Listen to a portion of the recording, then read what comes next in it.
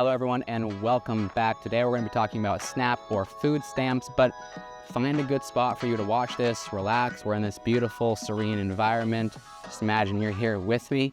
We're going to be talking about SNAP. And first of all, 41 million Americans use SNAP to buy things like this corn right here to help support them in buying groceries for them and their kids. And so the budget office, the Congressional Budget Office, projects that about 4.5 million people would lose coverage if the big, beautiful bill does go into effect, which by the time you're watching this, it might have already gone into effect. So if it is, let's go into how it might impact you. SNAP, or food stamps, currently helps all those people, and it also has a work requirement. That work requirement is 16 to 59, but this bill would kind of change that a little bit from 18 to 65. So anyone ages 18 to 65 would be required to have that work requirement. And so how many hours is this? So that's 20 hours a week and 80 hours a month. So the same as Medicaid. And there are some exceptions here. That is any veterans, people with existing homelessness or experiencing homelessness, former foster youth, so anyone that was in the foster system until age 18 when they were able to gain independence, and anyone medically unfit to work. You were registered as so, and parents caring for a child age 7 or younger. It used to be 6 or younger, but now it's 7 or younger. Second, this bill limits states' flexibility to waive work requirements. So in an area must have 10% unemployment, a 10% unemployment rate. And even so, if an area does qualify for that 10%, only 1% of those people that need it are actually able to be given it.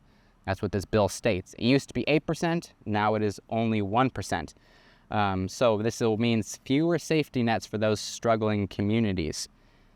Third, this bill shifts financial responsibility from the federal government to the states. By 2028, states would have to cover 5 to 15% of all SNAP costs based on their payment errors. And what is a payment error? It's not your payment error, it's administrative payment error from, the government paying you too much or too little, more kind of paperwork mistakes. So if a state has a high payment error, they're going to have to pay more, which might impact you because a state might have to pick and choose who actually gets these benefits because they can't afford as many people anymore. It also makes states pay for more of their administrative costs. So they must pay 75% of their administrative costs instead of the 50-50 that it used to be from state to federal. And the federal government only pays 25% now. So these added burdens may force states to cut back on who qualifies and how much each person receives. The biggest states that will be impacted are, of course, California, New York, Florida, Texas, and Pennsylvania. Those have the most SNAP enrollees, and so it will definitely be the most impacted. So if you live in one of those states, definitely look out and keep updated on these eligibility requirements. Fourth, the bill creates new penalties for mixed status immigration families. While undocumented immigrants are already ineligible for SNAP, the bill goes a little further. So say you are waiting for your immigration documents to have a work visa, green card, or anything like this, and you apply, but you are denied due to your immigration status, their income or your income is still counted toward the household's total.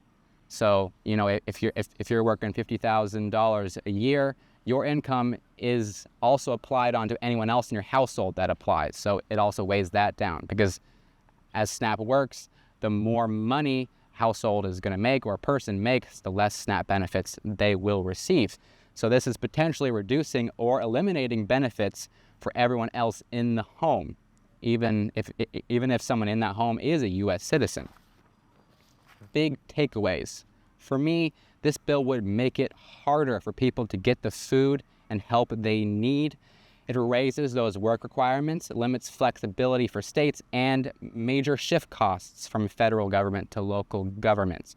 Many people would lose access to food assistance, and those who would keep it would probably receive less, like that $15 we talked about. For millions of low-income families, these changes would mean less food, more red tape, and fewer options when times get tough. So here are our big questions that I want you to debate with your families, or just talk about it in the comments online with your friends. Do we believe hunger is a personal failure or a policy choice by those in power? Are the people in power making food too expensive, or are people just lazy, not working enough to try to earn that food? And when a child does go to bed hungry because their household no longer qualifies for these benefits, who should carry that weight? The family, the state, or all of us? Should we all pitch in to try to help everyone else out? Because if someone else is doing great, they're pitching in, we're all pitching in, then everyone's going to be doing great. How should we all treat households with mixed immigration status? Is it fair to reduce or deny food assistance to entire families because one member doesn't qualify? So think about those questions, talk about them. Definitely put your answers in the comments on this YouTube video, and we can all talk about it together. Again, make sure you are not persecuting anyone for their beliefs. So we're all here to understand. We're going to get nowhere in society by attacking each other. But that's all I have for Snap today. There sure will be changes, and I'll make sure to update you on any changes that the Senate makes as the vote goes forward on Monday, which it might have already been passed by now, and I'll definitely make sure to edit part of this video or give you updates. But thank you for joining me today. If you have any questions, of course, you can email me at nwarudolph@icloud.com, and I will answer any of your questions about this or any of the topics that we're going over this week. Thank you for watching, and have a great day.